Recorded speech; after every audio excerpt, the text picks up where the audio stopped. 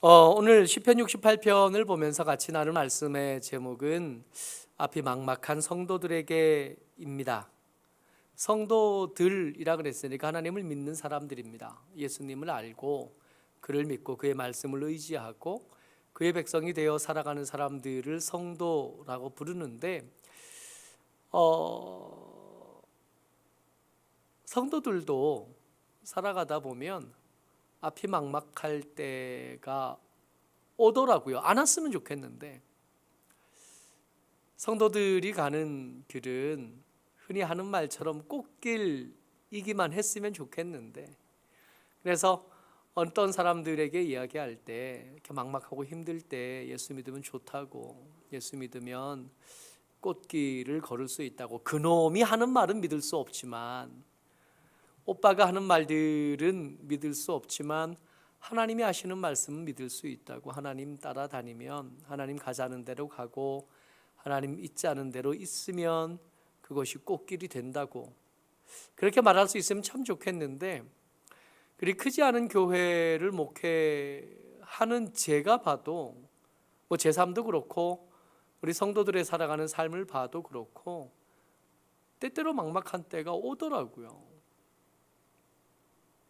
안 왔으면 좋겠는데, 그냥 큰 부자 될 욕심 없고요, 그렇게 높은 자리를 기대하지 않으니 그냥 평안한 하루들이 계속 반복되어져서 남들이 사모할 만한 꽃길은 아니어도 내가 볼 때 하나님께서 주시는 꽃길, 그 길을 계속 걸을 수 있으면 좋겠다 싶은데 때때로 아닌 거예요.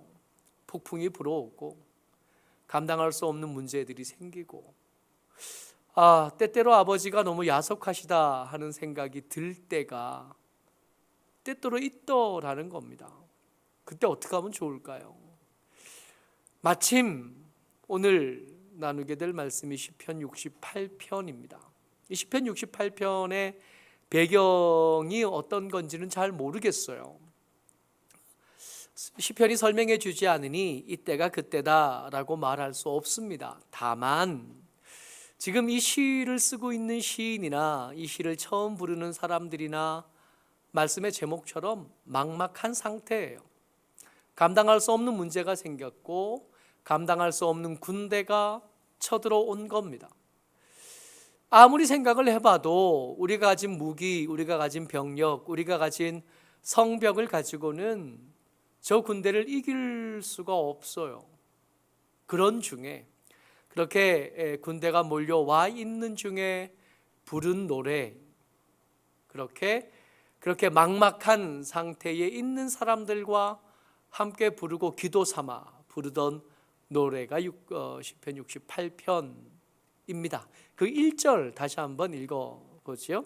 같이 읽어요. 1절입니다. 시작. 하나님이 일어나시니 원수들은 흩어지며 주를 미워하는 자들은 주 앞에서 도망하리이다. 네, 우리가 이제 이 시편을 읽을 때, 그렇구나, 하나님이 일어나시면 이 원수들이 흩어지겠구나, 하나님이 일어나시면 평소에 주를 미워하는 자들이 하나님에게 해코지를 한 게 아니에요. 주를 미워하는 자들이 해코지는 누구에게 하냐면 주의 성도들에게 하거든요. 주의 성도들에게 해코지하던 주를 미워하는 사람들은 주 앞에서 도망하고 흩어지겠구나. 여러분, 근데 이 시인은 그저 그냥 하나님이 일어나시면 그렇게 될 거다, 그런 이야기로 이걸 쓴 게 아니에요. 이 시편 68편 1절은 그저 그냥 하늘에서 뚝 떨어진 시인의 시적인 감성을 따라 만들어낸 이야기가 아니라 그가 평소에 읽어오던 하나님의 말씀을 떠올리면서 그 말씀을 가지고 온 겁니다. 이거는 민수기에서 따온 말씀이에요. 민수기 10장에 써 있는 말씀이거든요. 그러니까 시인은 이 시편 68편을 쓰면서 1절을 이렇게 써 놓으면 말씀에 익숙하던 하나님의 사람들은 이 말씀을 들으면서, 이 노래의 가사를 들으면서 노래하면서 시인의 의도를 이해할 수 있는 거예요. 말씀을 아니까. 우리는 그냥 덤벙덤벙 읽지만 이때 사람들은 성경을 외우잖아요. 성경을 외우는 게 이 사람들의 일이니까 성경을 외웠던 사람들은 비슷한, 아니 거의 똑같은 말씀이 떠오르면 그때 그 말씀이 어떤 때 선포되었었는지, 어떤 때 써 있었는지 알고 있는 거예요. 민수기니까 광야에서, 시내산에서 이제 막 출발하면서 있었던 말씀이 기록되어져 있고 그 말씀을 따가지고 온 거예요. 그러니까 시인은 이 노래를 시작하면서 이 청중들이 함께 노래하는 여러분들과 제가, 감당할 수 없는 문제를 맞닥뜨린 여러분들과 제가 그 상황만 보지 말고 시인의 의도를 따라 어디로 가기를 원한다고요? 출애굽 때에 광야에 있었던 백성들과 거기 함께 있어 보기를 기대하는 겁니다. 초대장을 보낸 거예요. 1절을 부르면서 여기 있지 말고 너희들이 당하는 그 어려운 문제들 가운데 있지 말고 거기로 한번 가보자. 우리보다 훨씬 더 막막했던 때 하나님의 사람이 어떻게 살았었는지, 우리보다 훨씬 더 어렵고 힘들었던 때에 하나님의 사람들이 하나님께서 어떤 말씀을 해주셨는지 거기로 한번 가보자. 그리고 의도해서 1절을 써주신 거예요. 10장 35절입니다. 민수기요. 민수기 10장 35절 36절 같이 읽어요. 시작.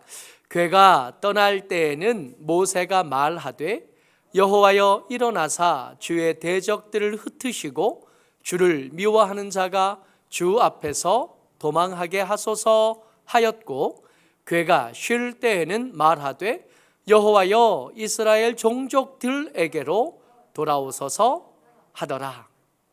아멘. 이해하셨어요? 그러니까 이 시인이 68편 1절을 쓰면서 어떤 생각과 어떤 의도로 지금 이 말씀을 썼는지 이해가 되시죠? 그러니까 민수기 10장 35절 말씀을 그대로 따가지고 와서 노래 가사를 삼은 겁니다. 배경은 이래요. 여호와의 궤가 완성이 됐고 성막, 언약궤가 있는 그 회막도 완성이 된 겁니다. 이제 거기서 잠시 서서 하나님의 백성으로 살아야 될 삶의 방법들, 제사는 어떻게 드려야 되는지, 하나님의 백성으로 어떻게 살아가야 되는지 배웠어요. 이제 가야죠. 계속 여기 있을 수는 없잖아요. 이들이 목적지는 젖과 꿀이 흐르는 가나안 땅이잖아요. 근데 가야 될 길이 아직 많이 남았거든요. 그 길을 이제 출발하는 장면입니다.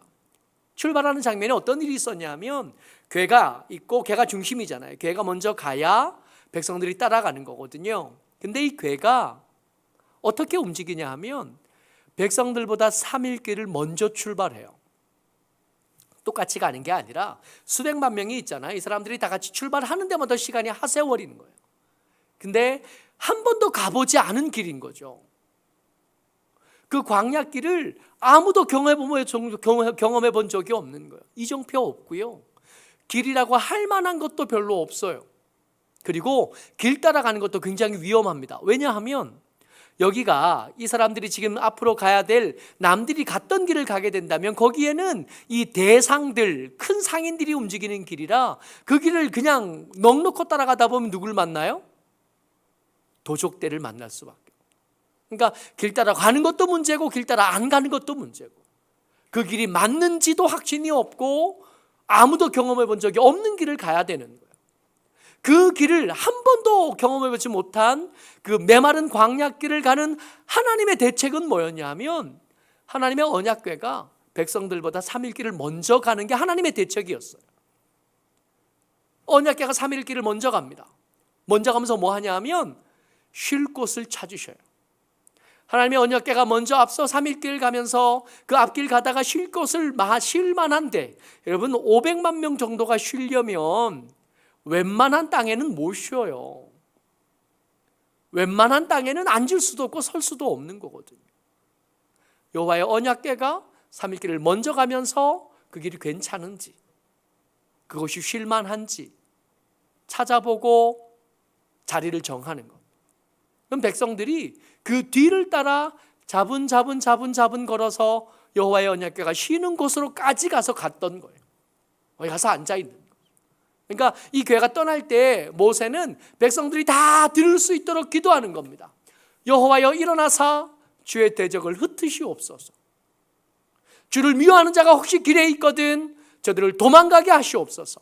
그래서 여호와의 궤 뒤를 따라가는 우리가 무서워하지 않도록, 우리가 해코지를 당하지 않도록 그 길을 따라갈 수 있도록 우리 앞에서 행하시옵소서. 그리고 저녁이 되어 쉴 때는 돌아와 주시옵소서. 앞서 행하고 계신다 그랬잖아요. 3일길 먼저 가신다 그랬잖아요. 쉴 때는 3일길 떨어져서 계시지 말고 다시 돌아와서 여기 계셔 주십시오. 이렇게 기도했다. 그러니까 68편을 노래하면서 이 시인은 이때로 돌아간 거예요. 지금도 물론 막막하지만 가만히 생각해 보면 그때가 훨씬 더 막막했던 거예요. 훨씬 더 어려웠고 훨씬 더 기약이 없었고 훨씬 더 어두웠던 때, 그런데 그때에도 하나님은 앞서 행하시면서 그 길을 얼마든지 가셨고 그들을 얼마든지 지키셨고 그들을 얼마든지 먹이셨고 그들을 얼마든지 안전하게 주의 목적한 대로 데리고 가셨던 것을 기억하도록 만드는 겁니다. 여러분, 막막해졌을 때 여러분들과 제가 생각해야 될 거, 기억해야 될 거가 있어요. 시인이 하나님 앞에서 일어나는 일들을 말해줘요. 하나님 앞에서는 어떤 일들이 일어나냐면, 먼저요, 똑같은 하나님 앞에 선데 2절 3절에서 똑같은 하나님 앞에 선데 어떤 사람이냐에 따라 전혀 다른 것을 경험하게 됩니다. 먼저 악인들은 하나님 앞에서 어떤 일을 경험하냐면 2절 말씀이요, 같이 읽어요. 시작. 연기가 불려가듯이 그들을 몰아내소서. 불 앞에서 미리 녹음같이 악인이 하나님 앞에서 망하게 하소서. 하나님 앞에서 일어나는 일인데 악인들은 뭘 경험해요? 불 앞에서 미리 녹음같이. 이 밀이 뭐냐 하면 이 벌집 있잖아요. 벌집을 녹여서 이렇게 굳힌 게 밀이에요. 밀답. 옛날에 초 만들던, 양초 만들던 거.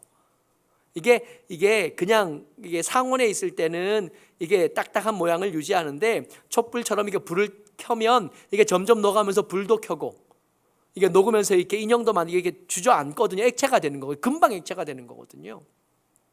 3절에 똑같은 여호와 앞인, 똑같은 하나님 앞인데 그 같은 장소에서 의인들은요, 같이요, 시작. 의인은 기뻐하여 하나님 앞에서 뛰놀며 기뻐하고 즐거워할지어다. 다른 장소에 있는 게 아니에요. 지금 같은 장소에 있는 겁니다. 같은 장소에 있는데 그 장소가 어디냐면 하나님 앞이에요. 하나님 앞인데 두 부류의 사람이 나눠졌고 그 두 부류의 사람들이 경험하는 게 달라요. 먼저 악인들은 뭘 경험하고 있냐면 불 앞에서 밀랍이 녹는 것 같이 녹아지고 있고, 그렇게 녹아져서 결국 망해서 없어질 거예요. 의인들은 어떻게 될 거냐면 우리를 주를, 하나님을 미워하면서 우리에게 해코지 하던 자들이 지금 밀랍처럼 녹아서 없어졌잖아요. 그러니까 그들의 죽음, 그들의 멸망, 그들의 진멸되어지는 것이 의인들에게는 기쁜 일이 되는 겁니다. 의인들에게는 구원이 되는 거고 의인들에게는 즐거워할 일이 된 거죠. 하나님 앞이요. 하나님 앞인데 여러분, 그 하나님은 하늘의 하나님이시고 땅의 하나님이시고 바다의 하나님이시고 온 피조 세계의 하나님이시잖아요.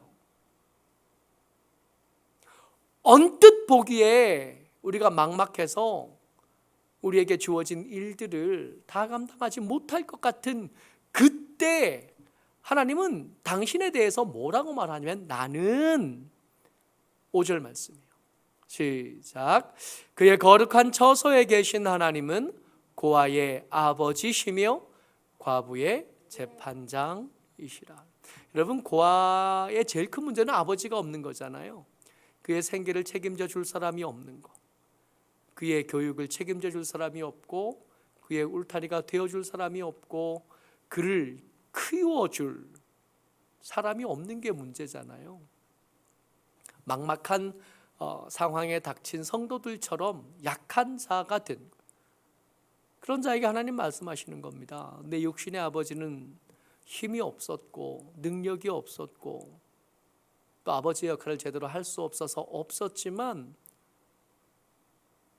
내가 네 아버지가 되마. 내가 네 아버지가 되고 내가 네 보호자가 되고 내가 네 양육자가 되고 내가 네 울타리가 되주마 말씀하십니다. 하나님은 과부의 재판장이시래요. 과부의 문제는 뭐냐 하면 그의 법적인 권리를 행사할 수 있는 힘이 없는 거예요. 멀쩡히 남편이 있을 때, 아들이 있을 때는 내 집이었고 내 땅이었거든요. 근데 아들도 없고 남편이 없어지면 더 이상 그 집, 그 땅에 대한 권리를 주장할 수 없게 돼요. 이 과부는 재판장을 찾아갈 수밖에 없어요. 이 재판장과 과부는 그래서 악어와 악어새 같아요. 지켜주지 않으면, 아니 악어와 악어새 아니구나. 이 재판장이 없으면, 의로운 재판장이 없으면 이 과부는 그야말로 제일 불쌍한 사람이 될 수밖에 없어요. 그야말로 아무것도 소유할 수 없고 아무것도 내세울 수 없고 그런 처지가 되는, 그런 과부에게 하나님 뭐라고 말씀하시냐면 내가 네 재판장이 되어줄게. 내가 네 권리를 대신 행사해주고 네 권리를 행사할 수 있도록 내가 너 앞에서 막아주고 내 앞에서 지켜줄게. 주선이가 군대 갔잖아요. 오늘 수료했거든요. 이게 5주 훈련을 마치고 오늘 수료했는데 전화를 했어요. 마침 이제 도집사님하고 최인호 집사님하고 같이 이제 수료식에 가셨고 도집사한테 통화했더니 마침 식사하냐고 이제 거기 있어서 주선이하고 잠깐 통화를 했어요. 잘 있었냐, 잘했냐, 고생했지, 뭐 이런 얘기를 주고받다가 주선이가 뭐라 그러냐면 군대 훈련소에서 종교 활동이 그동안 금지였어요.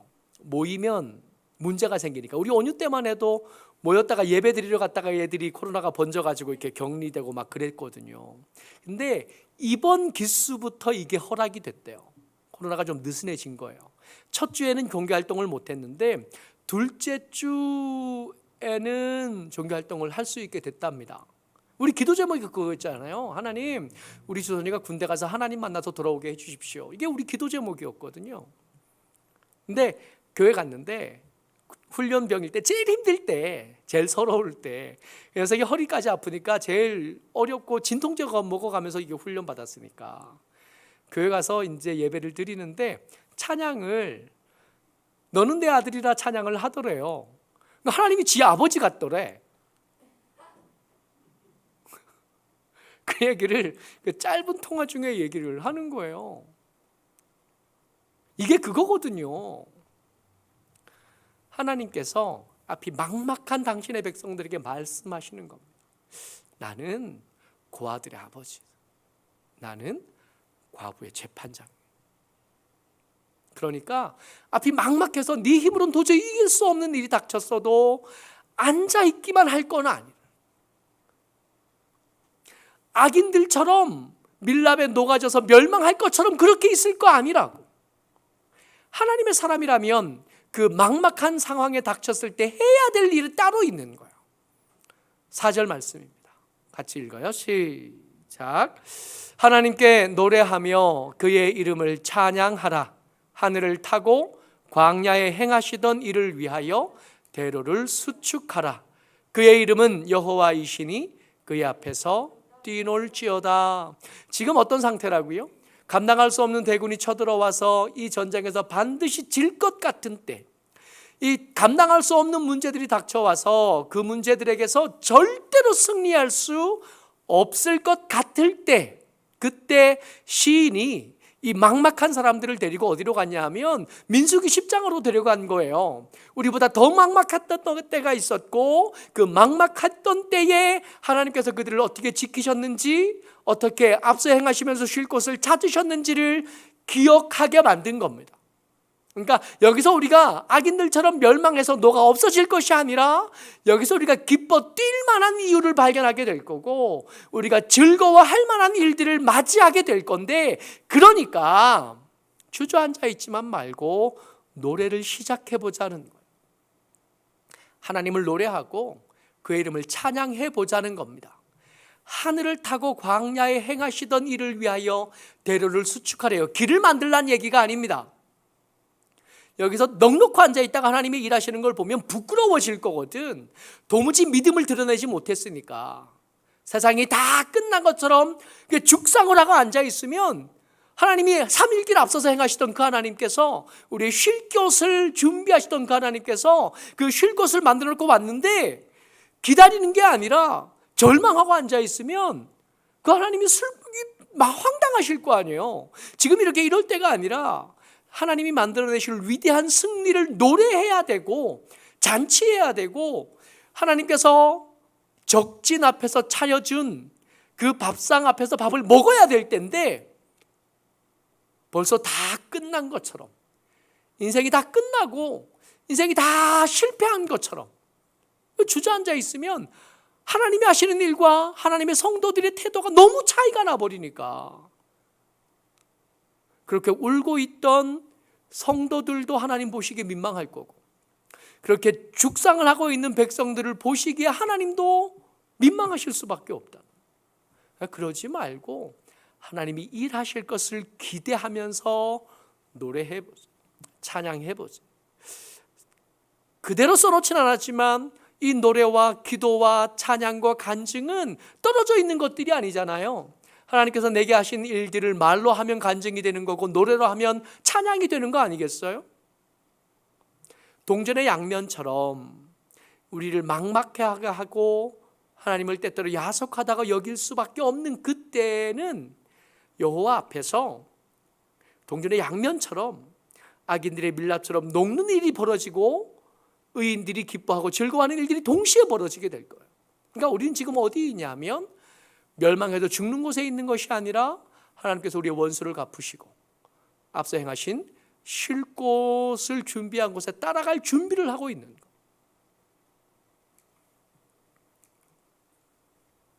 앞이 막막한 성도들에게가 오늘 설교의 제목입니다. 그러니까 그만큼 힘들어졌고 막막하고 답답할 거예요. 근데 그 상황만 볼 거 아니라 어쩌면 이 일을 통해서 하나님께서 당신의 영광을 드러내실 기회가 될 것 같으니까 하나님께서 이루어내실 역전을 기다려보는 거예요. 근데 그 기다림이 넉놓음이 아니라 하나님이 일하실 것을 신뢰함으로 기다리는 믿음을 드러낼 기회가 되는 거예요. 11절 말씀이에요. 11절, 12절 두 절 같이 읽어봅니다. 시작. 주께서 말씀을 주시니 소식을 공포하는 여자들은 큰 무리라. 여러 군대의 왕들이 도망하니 집에 있던 여자들도 탈취물을 나누도다. 원래 이 여자들은요, 이 질 수밖에 없는 전쟁에서 전리품이 될 사람들이었습니다. 전쟁에서 졌어요. 누가 제일 불행해요? 고아와 과부들이 제일 불행한 거거든요. 싸울 힘도 없고 스스로를 지킬 힘도 없는, 그야말로 그 고아와 과부들, 그 사람들은 그 머리 숫자만큼 전리품이 되는, 그 머리 숫자만큼 전쟁의 소득이 되어질 거거든요. 근데 그럴 수밖에 없었던 그들이 하나님이 만들어내신 역전으로 말미암아 뭐 하냐면 집에서 부들부들 떨고만 있던 사람들이 전쟁에 이겼다는 소식을 들어요. 근데 원래 이 여자들에게 전리품까지 돌아간다는 게 무슨 뜻이냐 하면 어마어마하게 많았던 거예요. 전리품이 밖에 나가 있던 몇 명 안 되는 군사들로는 다 들고 올 수 없었던 겁니다. 그래서 급히 동원된 거예요. 나가서 들고 올 게 너무 많으니까 너희들도 집에 있지 말고 나오라고. 있을 수 없는 일인데 일어난 거예요. 하나님이 만들어내신 역전입니다. 네, 이런 일들이 생각보다 꽤 많이 성경 속에서 기록되어져 있어요. 40년 동안 광야에서 죽지 않고 살아 가나안 땅에 도착한 거예요. 요단강을 건넌 거예요. 여리고성을 앞에 두고 할례 행하고 그 고통이 낫기를 무기력하게 무방비한 상태로 기다린 거예요. 여리고성을 하루에 한 바퀴씩 조용히 하며 돌다가 7일째 되는 날 7바퀴를 돈 거예요. 전쟁할 사람들이 무기를 가져가지 않고 횃불과 나팔과 항아리 들고 갔던 거예요. 하나님이 행하신 유수많은 기적들, 그 승리들이 가만히 살펴보면 도무지 이길 수 없는 상황에서 하나님께서 만들어진 역전의 이야기들이 성경 속에 너무 많은 거예요. 왜 그렇게 써놨을까요? 막막한 여러분들과 제게 막막한 대로 주저앉아 있지만 말고 질 거라고 확신하고 거기 주저앉아 있지만 말고 하나님을 노래하는 일을 시작해보죠. 그의 이름을 찬양하는 일을 시작해보고 그가 만드실 승리를 기대하면서 뿌듯한 표정으로 돌아오실 거 아니에요. 그 쉴 곳을 준비한 다음에 그 승리를 이루어내신 다음에 다 얻은 아들에게 통닭 사오는 아버지의 표정으로 돌아올 거 아니에요.